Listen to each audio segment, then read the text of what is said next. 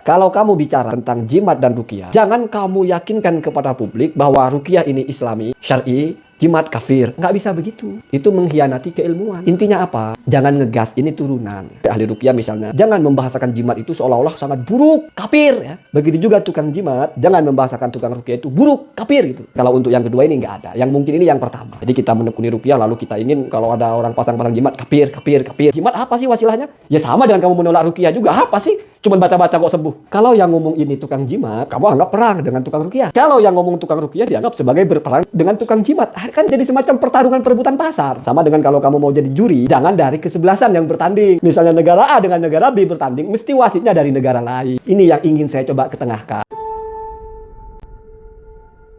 Assalamualaikum warahmatullahi wabarakatuh. Bismillahirrahmanirrahim. Allahumma sholli ala sayyidina Muhammadin wa ala alihi wa sahbihi ajma'in, amma ba'du.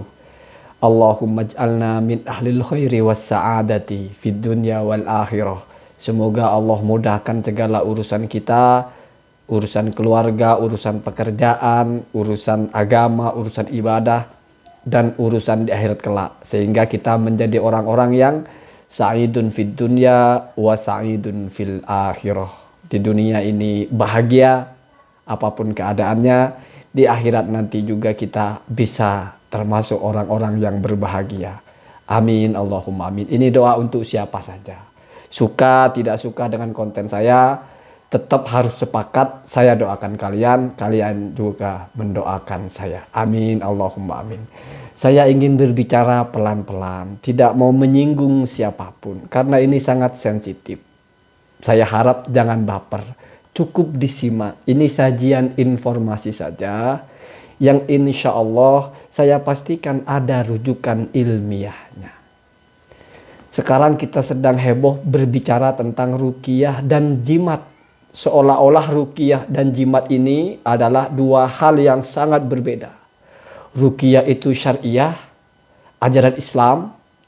Jimat itu syirik, sumber kekafiran. Pemahaman seperti itu, kalau ditarik kepada disiplin keilmuan, tentu bermasalah, sangat bermasalah. Karena kalau kita misalnya membaca kitabnya Ibnu Qudamah, baik yang Al-Kafi atau misalnya yang Al-Mughni, ruqyah dan jimat itu jadi satu kesatuan atau jadi satu kelompok yang hukumnya sama. Sama-sama sebagai definisi dari sihir. Pelan-pelan, jangan baper dulu ya. Jadi Ibnu Qudamah itu mengatakan sihir, as-sihru itu mesti menyebutnya ar-ruqa wal azaim ya. Kemudian gampangnya tuhaddisu ad-doror ya. Tumarrid ya, wa taqtul wa tufarriq bainal mar'i wa zawjih. Jadi mau ruqyah, mau jimat itu kalau orientasinya untuk kerusakan, mencelakakan orang, membunuh, menyakiti orang, maka itu juga sihir. Memisahkan laki-laki dan perempuan itu sihir. Karena kalau secara umum ruqyah dan azimah ini sejajar dalam satu pemaknaan, yaitu mengatasi sebuah persoalan dengan bacaan. Dengan membaca. Jadi sakit dibacakan bacaan-bacaan yang baik jadi sembuh. Itu ruqyah. Jimat juga begitu. Ada yang dibaca, bedanya cuma mungkin tidak dibaca. Ibnu Taimiyah ditulis ya kan. Ada Ibnu Abbas ditulis di kertas, direndam di air, disiramkan kepada orang. Sehingga dengan itu ada husulul khair, ada hal yang baik terjadi. Ya. Jadi sejatinya mau jimat mau ruqyah itu sama saja, hanya tekniknya yang berbeda. Bahkan kalau kamu baca ruqyah dan jimat itu mesti dijadikan satu kesatuan. Ibnu Syad ya dalam kitab Hasyiah Al-Furuq ya, kullu ma warada fi kullin minhuma, setiap nas-nas yang berbicara tentang kedua hal ini, yaitu ruqyah dan azimah ya, in sahaba alal ahor idnan wa nahyan, mesti berlaku untuk keduanya atau mesti berlaku untuk satunya lagi, baik ini sisi boleh atau tidak boleh ya. Jadi Setiap teks yang bicara larangan jimat maka juga terjadi dalam ruqyah. Artinya ruqyah juga dilarang seperti itu.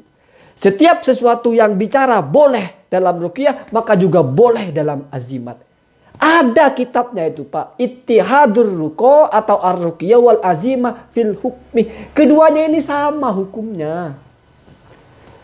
Kalau zimat bisa bikin syirik, ruqyah pun juga bisa bikin syirik. Kalau azimat ada bagian-bagian dilarang, ruqyah pun di bagian ini juga dilarang. Utamanya di bagian i'tiqadu al-mu'assir. Kamu meyakini ruqyah, walaupun yang meruqyah orang alim, baca Al-Quran, tapi dalam akidah kamu dia yang bisa menyembuhkan, kafir kamu, musyrik. Musyrik jelas itu. Dan sudah keluar itu dari ruqyah syariah karena tidak lengkap syarat yang ketiga. Jimat pun begitu. Kenapa? Karena konsepnya tadi. Ya. Apa-apa yang berlaku pada ruqyah berlaku pada jimat. Kalau dalam ruqyah boleh, dalam jimat pun boleh. Jimat itu apa sih? Mesti tulisannya kalimat-kalimat thayyibah. Mesti Al-Quran. Kalaupun garis-garis, memangnya garis-garis kafir. Ya, kamu berani memastikan garis-garis itu artinya kafir? Dari mana bisa menulis lalu jadi kafir? Mesti kalau mau dikafirkan adalah kamu meyakini jimat ini punya kekuatan. Kalau seperti itu maka meyakini tukang ruqyah punya kekuatan. Sami mawon, sami-sami kaper. Ya, jadi jangan baper. Jangan baper. Bahkan secara nas soreh ya. Innar ruqa wat tamaim wat tiwala syirkun. Satu ya. Ada lagi riwayat At-Tabrani yang sangat lugas. Salah satu minas sihri. 3 hal dari sihir itu atau termasuk sihir. Yang disebut pertama malah ar-ruqa, ruqyah. Wat tawalu ya. Tawalu tiwalah sama ya. Dan ya mantra pengasihan. Kemudian yang terakhir baru wat tamaim ya. Saya hanya ingin kita ini jujur secara ilmiah. Kalau kamu bicara tentang jimat dan ruqyah, jangan kamu yakinkan kepada publik bahwa ruqyah ini islami, syar'i, jimat kafir. Nggak bisa begitu. Itu mengkhianati keilmuan. Toh ulama membahasnya sama kedudukannya. Ibnu Qudamah malah mengatakan ruqyah juga termasuk sihir. Ya. Bahkan ketika mentakrif atau mendefinisikan sihir, yaitu ruqyah, jimat. Di mana tujuannya hal-hal yang buruk. Memisah antara laki-laki dan perempuan suami istri. Menyakiti, membunuh. Kalau kamu misalnya nggak terima. Oh nggak bisa kalau ruqyah itu untuk hal yang baik. Ya saya fair-fair saja dengan bantahan seperti itu. Memang ada ulamanya. Imam Al-Qarafi mengatakan. La yuqalu ar-ruqyatu lima yuhaddisu ad-dororoh. Tidak bisa dikatakan ruqyah kalau memunculkan ya. Atau yuhdisu ya. Melahirkan sesuatu yang menyakitkan atau kebahayaan. Bal huwa sihrun, tetapi itu malah disebut sihir. Oh berarti Al-Qarafi membedakan mana ruqyah mana sihir. Tapi itu Al-Qarafi. Ibnu Qudamah enggak membedakan. Selama untuk keburukan mau ruqyah lah mau jimat lah sama-sama sihir ya. Hadisnya pun sama. Innar ruqa wat tamaim wat tiwalah syirkun. Salah satu minas sihri ar-ruqa wat tawalu wat tamaim. Ini adalah pendapat ulama membahas mendudukkan satu poin kepada poin dengan pendekatan bahasa, pendekatan keilmuan, pendekatan pendasaran kepada dalil-dalil ya. Intinya apa? Jangan ngegas, ini turunan. Kita sebagai ahli ruqyah misalnya, jangan membahasakan jimat itu seolah-olah sangat buruk, kafir ya. Begitu juga tukang jimat, jangan membahasakan tukang ruqyah itu buruk, kafir gitu. Dan kalau untuk yang kedua ini nggak ada. Yang mungkin ini yang pertama. Jadi kita menekuni ruqyah lalu kita ingin kalau ada orang pasang-pasang jimat kafir gitu. Ya itu ngegas di turunan ya. Padahal kafir dalam jimat juga kafir kalau ada dalam ruqyah. Boleh dalam ruqyah juga boleh dalam jimat ya. Dasarnya jelas perkataan Ibnu Syad ya. Dalam kitab Hasyiah Al-Furuq. Kullu waridin fihima ya. In sahaba alal akhor. Iznan wa nahyan. Larangan-larangan atau kebolehan-kebolehan yang terilis atau terredaksi tentang ruqyah juga berlaku dalam jimat. Pembolehan-pembolehan atau larangan-larangan yang berlaku dalam jimat juga berlaku dalam ruqyah. Insahaba itu insorofah, beralih. Jadi A boleh, maka B juga boleh dengan hukum ini. A tidak boleh kalau begini, maka B juga tidak boleh kalau begini. Biar kita ini sama-sama menghargai. Kamu yang biasa dengan jimat atau kamu yang biasa dengan ruqyah tidak merasa oh ini kafir ini, musyrik ini musyrik ya. Gak boleh seperti itu ya. Jangan terlalu enteng memusyrik-musyrikkan orang. Musyrik itu akidah, keyakinan. Boleh jadi kamu ngomong ya saya sih semua karena Allah. Tapi di hati kamu kalau orang ini yang meruqyah itu cara bacanya itu loh ya. Langsung sembuh saya. Saya yakin orang ini yang bisa menyembuhkan saya. Kamu lupa sama Allah, kamu tidak mengiktikadkan Allah yang menyembuhkan. Secara tidak sengaja kamu musyrik. Jadi ini hal-hal yang gaib, hal-hal yang tidak nampak dengan mata, yang sama-sama berpotensi. Makanya butuh ditekankan. Jangan meyakini apa yang tidak boleh diyakini. Jangan mempercayai apa yang membuat kamu keluar dari agama ini. Kalau dalam dohir, jangan meyakini nasi yang bisa kamu buat kenyang. Walaupun dari kecil sampai mati kamu melihat kalau makan kenyang. Tapi tetap yang harus kita yakini, nasi itu hanya wasilah. Bukan muasirnya. Bukan dia yang bisa buat kita kenyang. Tapi Allah hanya melalui nasi. Begitu juga tukang ruqyah. Bukan tukang ruqyah yang buat kamu sembuh, tapi Allah. Begitu juga jimat. Bukan jimat yang memberikan kamu kebaikan, tetapi Allah. Ya. Ini hanya varian wasilah saja. Ya, jadi tidak bisa kita serampangan menghukumi. Kalau analisa Gus Bah sangat cerdas. Orang bawa keris sirik. Bawa ATM enggak. Padahal kalau mau ditelaah kenapa kamu bawa sidik? Ya saya merasa ya lebih nyaman saja. Ya kan cuma pasal lebih nyaman. Apa lalu kita meyakini keris ini punya kekuatan di luar kekuatan Allah? Kan goblok kita yang berpikir begitu. Ya bawa ATM, ya saya nanti kalau ada apa-apa tinggal ngambil duit. Ya kan sama, biar nyaman, biar urusan gampang. Hanya berbeda caranya. Ya, kamu bilang kalau ATM kan jelas. Dimasukkan keluar duit kita bisa belanja. Kalau keris, ya itu sama dengan ruqyah. Memang apa hubungannya ruqyah kamu sakit kepala dibaca-bacain kok sembuh? Apa urusannya? Berarti kamu membedakan antara yang nyata dengan yang tidak nampak. Ya berarti bukan hanya keris yang kamu tolak. Ya ruqyah pun kamu tolak. Karena keris, ruqyah, jimat itu babnya sama. Sama-sama sesuatu yang menjadi wasilah tetapi tidak nampak. Beda dengan kamu, kalau kamu makan kenyang, kamu masukkan ATM ke dalam kartu ATM itu keluar duit, itu nampak. Ini sakit dibaca-baca sembuh tidak nampak, prosesnya itu tidak nampak. Ya. Tapi dalam dua hal ini mau nampak mau tidak nampak tetap akidah, semua hanya wasilah. Ya. Itu kalau kamu ngaji tauhid itu masuk kepada iltizam atau talazum adi. Ya.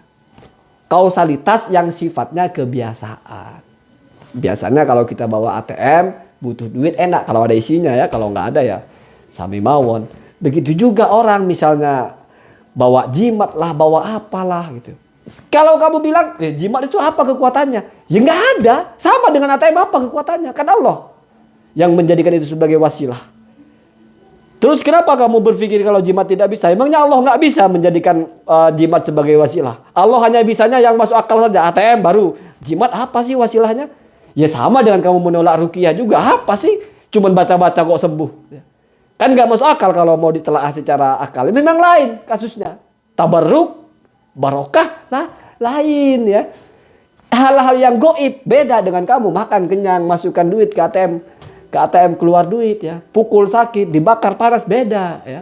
Beda ini taksirnya kamu nampak di mata, tetapi walaupun seperti itu tetap yang kita yakini sama. Yang menyebabkan itu terjadi semuanya adalah Allah. Apa yang menimpa kamu, apa yang kamu peroleh, apa yang kamu terima, itu semua tetap atas kehendak Allah. Wasilahnya boleh jimat, boleh keris, boleh apa.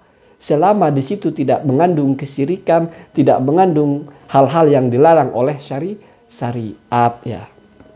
Kalau yang ngomong ini tukang jimat, kamu anggap perang dengan tukang ruqyah. Kalau yang ngomong tukang ruqyah dianggap sebagai berperang dengan tukang jimat. Kan menjadi semacam pertarungan perebutan pasar.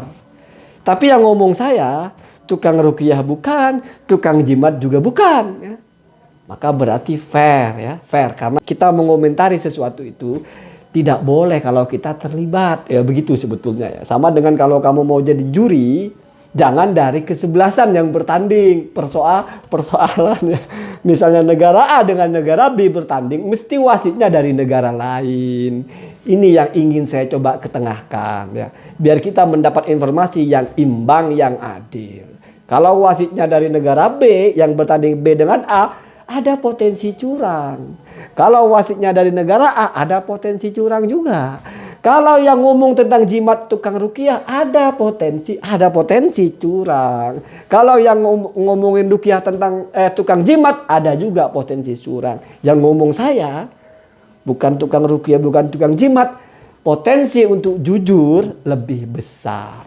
Semoga bisa difahami. Assalamualaikum warahmatullahi wabarakatuh.